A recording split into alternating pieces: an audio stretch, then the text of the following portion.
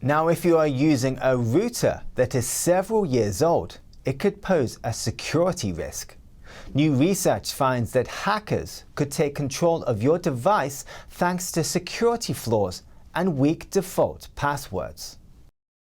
Which warns millions of internet users could be vulnerable to hackers because they are using outdated routers. The consumer's watchdog tested 13 old routers and found 9 of them had security flaws. That means they are unlikely to meet the requirements proposed by the government in a new law. The lab test found 7 routers with weak default passwords. That means a cybercriminal could hack the router and access it from anywhere. The security tests also showed that 7 routers lacked firmware updates.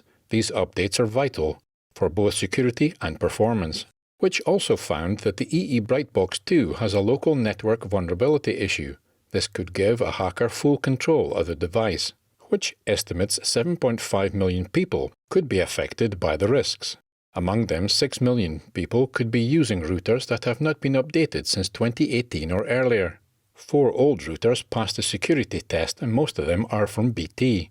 In response to the research, Virgin Media says it does not recognize or accept the findings and that 90% of its customers are using its latest router models.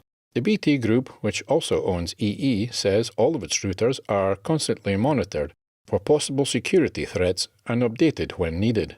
TalkTalk says a very small proportion of the affected devices are being used by customers, and users can change their passwords easily at any time. Vodafone says it has stopped supplying a device named in the research nearly 2 years ago, and it will continue to receive updates as long as the device remains on an active customer subscription. The government is proposing to legally require manufacturers to tell customers for how long their device will receive updates and to ban easily guessable default passwords.